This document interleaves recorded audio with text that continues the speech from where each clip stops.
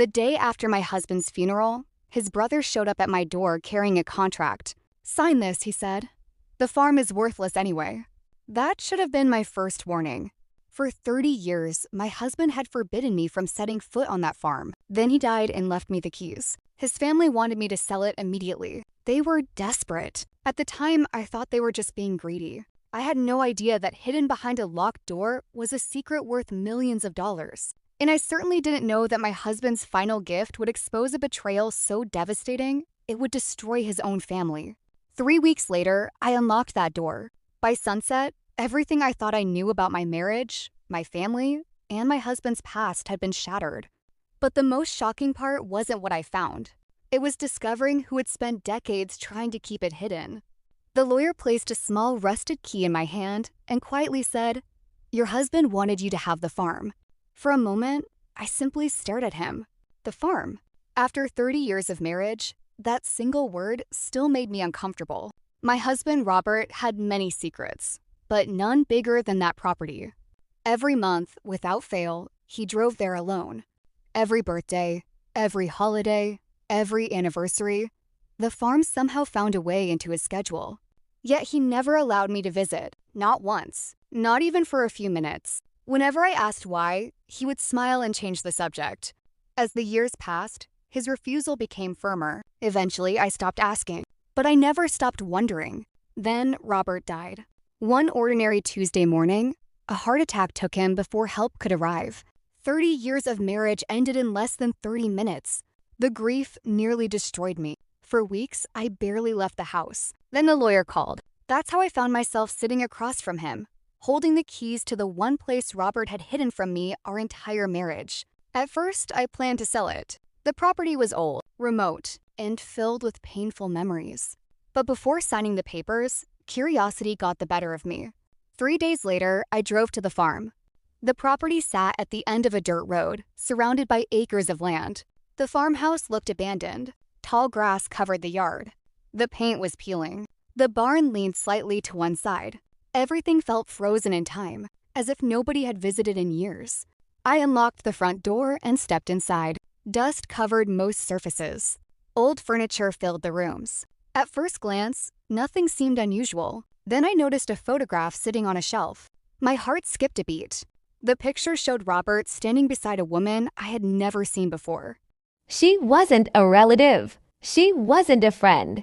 And judging by the way they stood together, she was important. Very important. A cold feeling settled in my stomach. I searched the house. The deeper I looked, the worse things became. There were more photographs, more letters, more evidence. The same woman appeared everywhere. Different years, different locations, always beside my husband. By the time I reached the second floor, I was convinced of one thing. Robert had another life, another family, maybe another wife. I sat on the edge of an old bed and cried. 30 years. 30 years together. Had it all been a lie? Then I discovered a locked room. The final key opened the door. Inside was a small office, a desk, a safe, and dozens of neatly organized folders. One envelope immediately caught my attention. Across the front were written 4 words, "For my wife only."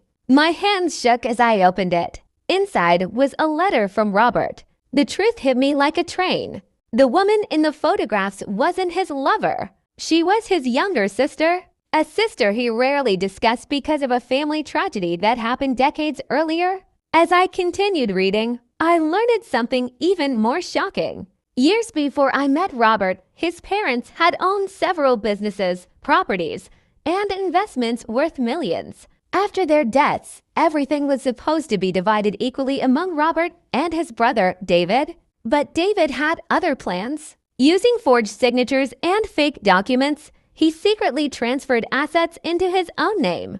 By the time Robert discovered the fraud, most of the family fortune had vanished. When Robert confronted him, David denied everything. The evidence disappeared. Lawyers couldn't prove a thing. The family was torn apart. For decades, David lived a luxurious life while Robert quietly rebuilt from nothing.